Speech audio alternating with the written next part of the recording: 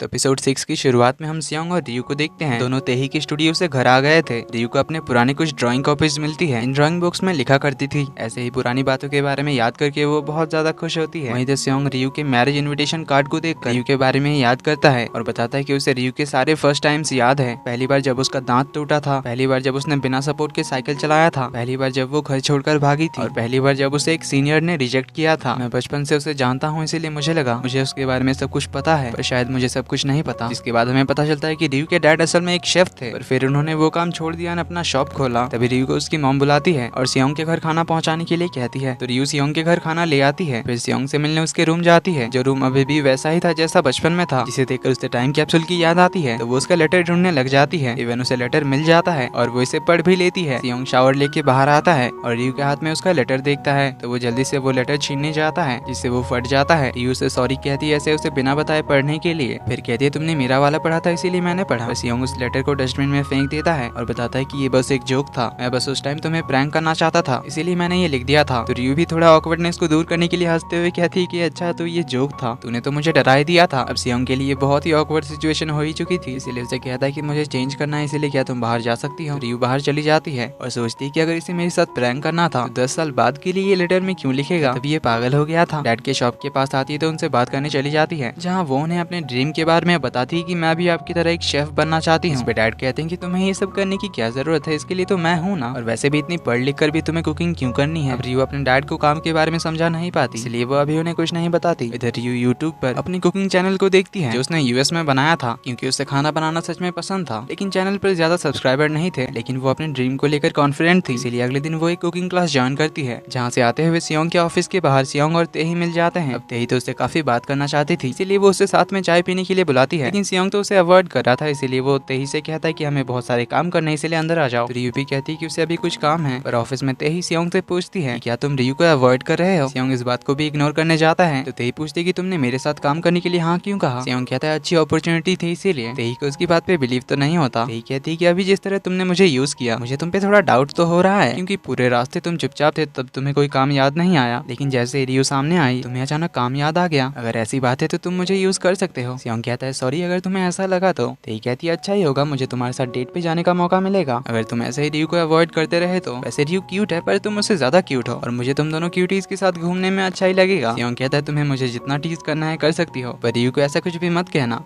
तेही कहती है कि मुझे लगता है कि तुमने रियू को कुछ ज्यादा ही इंपॉर्टेंट बात बता दी है, पर शायद तुमने कुछ तो नहीं बताया, इसलिए मैं रियू को लंच पे बुलाने का सोच रही थी। सियोंग तो पैनिक करने लग जाता है, उससे पूछता है कि तुम उसे क्या बताना चाहती हो। तेही तो उसे और टीज करने लग जाती कि मैं तुम्हें नहीं बताने वाली। इधर रियू मोयम को अपने कुकिंग क्लास के बारे में बताती है, जो सुन मोयम तो बहुत खुश हो जाती है, उसे सपोर्ट करती है, क्योंकि वो तो जानती थी कि रियू को खाना बनाना कितना ज्यादा पसंद था। तो इसी को सेलिब्रेट करने के लिए आज शाम तीनों दोस्त पार्टी करने का सोचते हैं। मोयम सियोंग को कॉल करके रियू की कुकिंग क्लास ज्वाइन करने के बारे में बताती है। इस खुशी में शाम को पार्टी में बुलाती है, पर सियोंग काम का बहाना कर देता है। सियोंग घर आ रहा था, तभी उसे रास्ते में दानो मिल जाता है, तो उससे बात करते करते उसके घर तक पहुंच जाता है। उसे पता चलता है कि ये तो मोयम के घर के बगल में रहता है। तभी वो योंदू से भी मिलता है। अब इन दोनों की अच्छी खासी दोस्ती हो गई थी, इसीलिए दानो उसे कॉफी के लिए इनवाइट करता है, जहाँ दोनों बहुत सारी बातें करते हैं। यहाँ सियोंग उसे अपने दोस्त का नाम बताकर अपनी ही कहानी दानो को बताता है कि मेरा एक दोस्त है जो अपनी बचपन की फ्रेंड को लाइक करता है। अब पसंद तो वो हाई स्कूल से करता था, लेकिन अभी तक वो अपनी फीलिंग्स उसे बता ही नहीं पाया, क्योंकि हाई स्कूल में उसे डर था उनकी दोस्ती खराब होने का। साथ कॉलेज आया पर वो लड़की दूर चली गई। एक दिन पता चला कि उसका बॉयफ्रेंड है, इवन उनकी शादी भी होने वाली थी, इसीलिए उसे लगा कि वो मूव ऑन कर चुका है, लेकिन शादी नहीं हुई और वो लड़की वापस चली आई। उसे देखकर मेरा दोस्त फिर से कंफ्यूज हो गया, इसीलिए वो उसे अवॉइड करने लगा। दानो पूछता है क्या उस लड़की को तुम्हारी दोस्त के फीलिंग्स के बारे में पता है। सियोंग बताता है नहीं, पर मेरे दोस्त को डर है कि उस लड़की को पता चल जाएगा। मेरे दोस्त ने अपनी फीलिंग्स कभी उससे कन्फेस ही नहीं किया। रीजन पूछने पर बताता है कि वो दोनों बचपन से साथ हैं, वो दोनों इतने अच्छे दोस्त थे, इसीलिए वो तब भी कंफ्यूज रहता था और उसे डर भी रहता था उनकी दोस्ती खराब होने का, इसलिए वो अपनी फीलिंग्स कभी बता ही नहीं पाया और अब फिर से उसे यही सब फेस करना पड़ रहा है। और तभी हम देखते हैं कि इनकी बातें तो बाउंड्री के पीछे छुपकर मोयम सुन रही थी। वो कहती कि अच्छा तो इसका यही काम था, पर ये सियोंग अभी भी फट्टू ही रह गया। तभी हमें पता चलता है कि मोयम ने ये लेटर तो जिस दिन उन्होंने टाइम कैप्सूल जमीन में गाड़ा था, उसी रात को निकलकर उसने सारे लेटर्स पढ़ लिए थे। मोयम को उससे पहले से ही डाउट था कि सियोंग रियू को पसंद करता है, और वो लेटर पढ़ने के बाद कंफर्म हो गई थी, यानी मोयम तो हाई स्कूल टाइम से इनके बारे में जानती थी। मोयम कहती कि ये फट्टू अभी तक इतना डरपोक है। इधर दानो उसके दोस्त के लिए एडवाइस देता है कि मेरे ख्याल से उसे हिम्मत करके अपनी फीलिंग्स का सामना करना चाहिए और उस लड़की को अपनी फीलिंग्स बता देना चाहिए। इधर रियू के डैड हर दिन बहुत लेट से जाग रहे थे, इसलिए रियू की मॉम उन पे गुस्सा करती थी। फिर मोबाइल चेक करती तो उनके बैंक से पैसे विथड्रॉ होने का मैसेज देखती है। इधर रियू का कुकिंग क्लास सियोंग के ऑफिस के पास था, इसलिए सुबह सुबह उसे सियोंग मिल जाता है। तो वो उसे अपने कुकिंग क्लास के पहले दिन के बारे में बताती है और इस बारे में अपने मॉम डैड को बताने से मना करती है। अब इनके बीच अभी भी सिचुएशन ऑकवर्ड था, इसलिए सियोंग कहता है नहीं बताऊंगा और अंदर चला जाता है। और अंदर जाकर वो तो रियू के कुकिंग कोर्स के बारे में पता करने लगता है। इधर कुकिंग क्लास में रियू का पहला दिन बहुत ही अच्छा जाता है। और इधर सियोंग रात को घर लौटते हुए एक पब के बाहर रियू के डैड को किसी लेडी के साथ देखता है, तो वो उनकी शॉप आकर इस बारे में पूछता है। रियू के डैड उसे इस बारे में बताते हैं, रियू और उसकी मॉम को इस बारे में बताने से मना करते हैं। अब क्या बात है ये तो हमें थोड़ी देर बाद पता चलेगा। इधर महिला मंडल में बात छिड़ जाती है अपने पतियों के बारे में। तो रियू की मॉम बताती है कि रियू के डैड काफी दिन से बहुत लेट से घर आ रहे हैं। पिछले कुछ दिनों में उन्होंने 3 फ्यूनरल अटेंड किया, जिसमें उन्होंने बहुत सारे पैसे भी दिए। तभी एक दोस्त बताती है कि उनकी शॉप तो बहुत जल्दी बंद हो जाती है, तो फिर वो लेट घर कैसे आते हैं। अब तो रियू की मॉम को डाउट हो जाता है कि कहीं उनका अफेयर तो नहीं चल रहा, इसीलिए वो जल्दी से घर आती है और उनके रूम को चेक करने लगती है, जहाँ उन्हें एक लोन का बिल दिखता है, जो देखकर वो तो परेशान हो जाती है। इधर कन्वीनियंस स्टोर के बाहर दानो और मोइम की फिर से मुलाकात होती है। दानो अकेले ड्रिंक कर रहा था तो मोइम उसे डांटने जाती है, अभी उसे अपनी बेटी के साथ होना चाहिए। तो दानो बताता है कि वो एक किंडरगार्टन कैंप पे गई है। तो योंदू के बारे में दोनों काफी बातें करते हैं। मोइम इनडायरेक्टली योंदू की मॉम के बारे में पूछती है, इस पे दानो बताता है कि वो बहुत दूर चली गई है। जोसन मोइम इस बारे में और कुछ नहीं पूछती,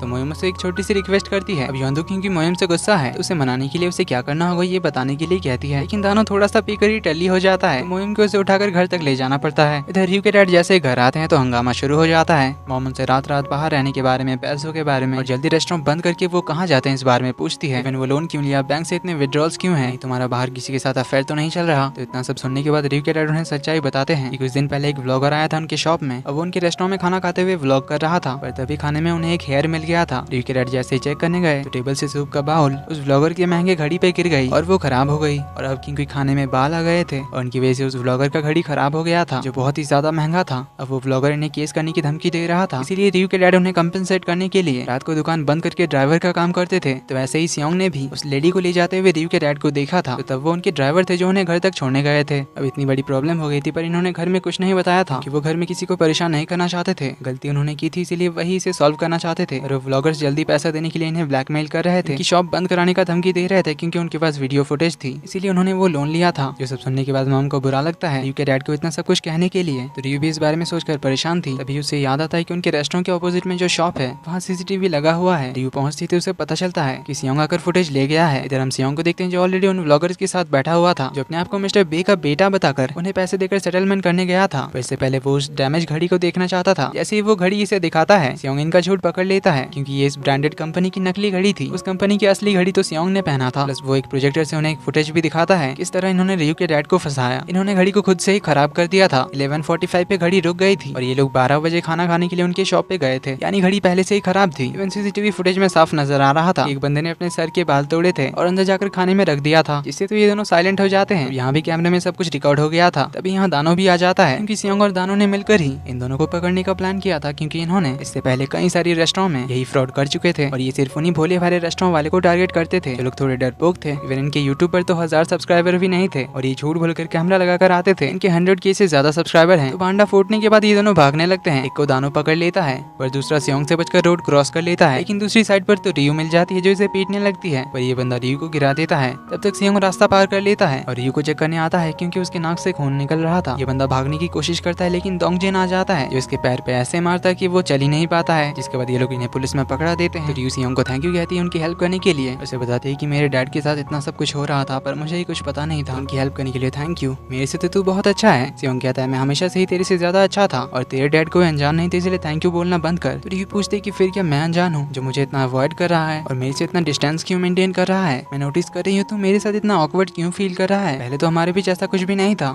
इस पे सियोंग कहता है कि हम हमेशा बचपन की तरह तो नहीं रह सकते ना, हम लोग अब अपने 30s में हैं। मेरी लाइफ अलग है, तेरी लाइफ अलग है, इसीलिए बचपना बंद कर, पास्ट में जीना बंद कर, बात बात पे मेरी खिड़की पे नॉक करना, मेरे रूम में घुस आना, ये सब बंद करके हमें एक दूसरे की प्राइवेसी को रिस्पेक्ट करना चाहिए। अब ये सब सुनने के बाद रियू को तो बिल्कुल भी अच्छा नहीं लग रहा था। उसे बार बार सियोंग के ही ख्याल आ रहे थे। उसे तो रात को नींद भी नहीं आ रही थी। उसे समझ आ जाता है कि सियोंग उसका लेटर पढ़ने के लिए उससे नाराज है, इसीलिए वो अभी उसे विंडो पे बुलाने का सोचती है, लेकिन उसे अभी फिर से उसकी प्राइवेसी वाली बात याद आ जाती है, इसीलिए विंडो बंद करके सोने की कोशिश करती है। पर इधर हम देखते हैं कि सियोंग तो खुद ही विंडो के सामने खड़ा था और उसे खुद बुरा लग रहा था रियू से ये सब कहने के लिए, कि वो फिर से उसे कंफ्यूजन में आ गया था दोस्ती और प्यार में। तो अगले दिन रियू कुकिंग क्लास में जाती है, नया डिश बनाने के लिए कहा जाता है, तो वो उसे बनाकर सियोंग के ऑफिस के बाहर वेट करती है। सियोंग के आते ही वो उसे एज ए थैंक यू उसके कुकिंग क्लास का बनाया हुआ पहला डिश, जो कि वो पहली चीज थी जो सियोंग ने बचपन में पहली बार कोरिया आकर खाया था। सियोंग पूछते तुझे ये बात क्यों याद है? रियू कहती है ऐसे ही हम बचपन से तो साथ हैं, इसलिए मुझे तो पता होगा ही ना। इवन तेरे मॉम डैड से भी ज्यादा मुझे तेरे बारे में पता है। सियोंग कहता है क्या तू मुझे सच में जानती है? जो वो बहुत ही सीरियसली कहता है। रियू पूछती है क्या कहना चाहता है? सियोंग कहता है तेरी मेमोरीज का कोई मतलब नहीं है, ये सब पास्ट की बातें हैं, इसीलिए मुझे पास्ट की बातें याद दिलाकर परेशान करना बंद कर। हम लोग अब बच्चे नहीं रहे, इसीलिए अब तो मेरा पीछा छोड़ दे।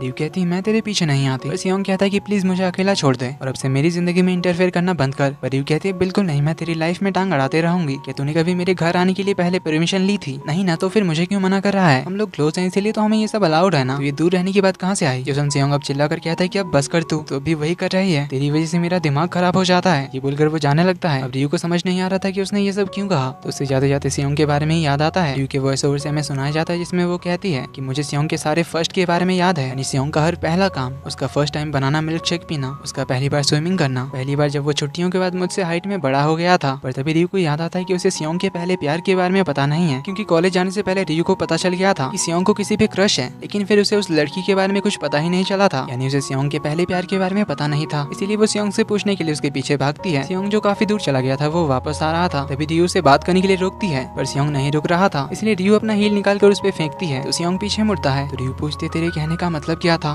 और इसी के साथ एपिसोड 6 का एंड यहीं पर होता है। तो क्या सियोंग उसे बता पाएगा या रियू को पता ही नहीं चलेगा सियोंग के पहले प्यार के बारे में? देखेंगे अगले एपिसोड में। और अगले एपिसोड काफी इंटरेस्टिंग होने वाले हैं, क्योंकि एंट्री होने वाली है रियू के एक्स बॉयफ्रेंड की, जिसके आने पर सियोंग क्या करेगा ये तो हमें नेक्स्ट संडे ही पता चलेगा। और तब तक इसके साथ साथ मैं एक दूसरा ड्रामा भी एक्सप्लेन करूंगा, इसलिए जल्दी ही मिलते हैं अगले वीडियो में। तब तक take care and bye bye.